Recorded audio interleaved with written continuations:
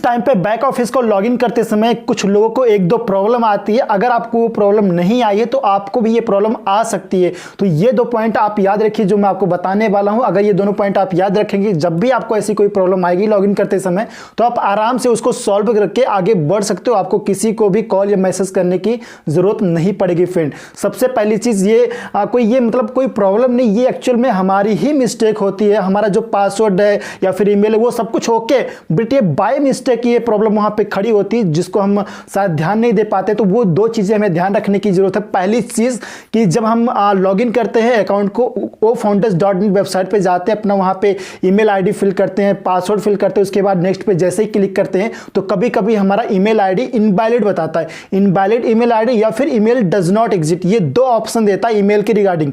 पहला invalid email या फिर दूसरा ईमेल डज नॉट एग्जिस्ट। ये दो ऑप्शन जब भी आपको दिखें तो वहां पर सबसे पहले आपको ध्यान देने की जरूरत है कि जिस बॉक्स में आप ईमेल फिल कर रहे हैं अपना रजिस्टर्ड ईमेल, तो उस बॉक्स में फिल करते समय आप ध्यान दीजिए कि ईमेल के पहले और बाद में आपका कोई स्पेस नहीं होना चाहिए। यानी बिफोर एंड आफ्टर ईमेल जो आप फिल कर रहे हो, तो फिल करते समय बॉक्स में पहले या फिर बाद में आपका कोई भी स्पेस नहीं होना चाहिए, ये चीज ध्यान दीजिए। दूसरा, आपका जो वर्ड है वो हमेशा आपका कैपिटल लेटर यानी कि कैपिटल लेटर में आपका नहीं होना चाहिए, पूरा वर्ड आपका स्मॉल लेटर में ही होना चाहिए। ये दोनों चीजें आप ध्यान देंगे, इसके बाद आप ईमेल आईडी करेक्ट, और ये भी आप ध्यान दीजिए कि आपने जो ईमेल आईडी फिल किया वो करेक्ट है कि नहीं।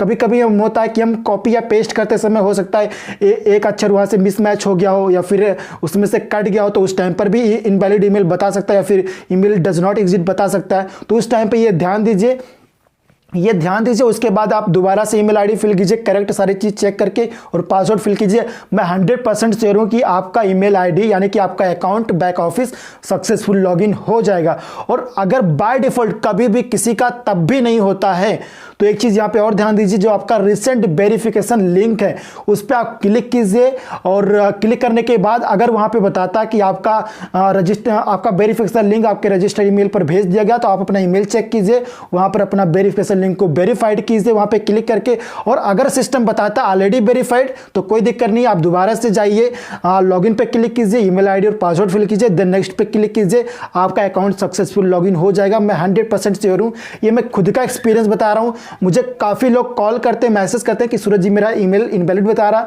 मेरा डज नॉट एग्जिट बता रहा, तो मैं इनको यही सलाह देता हूं वो अपना अकाउंट सक्सेसफुल लॉगिन कर पाते हैं। तो ये चीज ध्यान रखिए, जब भी अगर आपके पास ये प्रॉब्लम हुई हो या भविष्य में फ्यूचर में कभी हो, तो ये दोनों चीजें आप याद रखिए, कभी भी ऐसी दिक्कत आपको नहीं आएगी।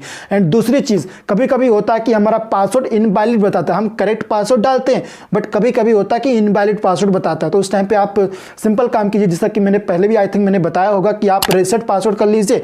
रीसेट करने के बाद जो आपका पासवर्ड आपके रजिस्टर्ड ईमेल पर जाएगा उसको कॉपी करके यहाँ पे फिल कीजिए नए तरीके से, उसके बाद अपना अकाउंट लॉगिन कीजिए। लॉगिन करने के बाद आप अपना माय प्रोफाइल में जाके अपना पासवर्ड चेंज कर लीजिए। तो ये दोनों चीजें आप ध्यान रखिए, और ये दोनों चीजें आप ध्यान रखेंगे तो फ्यूचर में आपको लॉगिन के रिगार्डिंग कभी भी कोई प्रॉब्लम नहीं आएगी।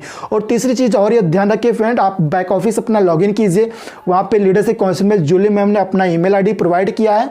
तो अगर कभी भी अकाउंट के रिगार्डिंग या किसी और चीज के रिगार्डिंग आपको कोई प्रॉब्लम आए तो आप जूली मैम को आप डायरेक्ट मैसेज कर दीजिए, ईमेल कर दीजिए, वो आपको आपके प्रॉब्लम को डेडिकेटेड टीम को भेज देंगे, तो वो आपका प्रॉब्लम जल्दी से सॉल्व हो जाएगा। आई होप ये दोनों पॉइंट आपका क्लियर हो गया होगा, और ये दोनों पॉइंट अगर आप याद रखोगे तो आपको लॉगिन के रिगार्डिंग या बैक ऑफिस को लॉगिन करते समय आपको कोई भी प्रॉब्लम नहीं आएगी फ्रेंड।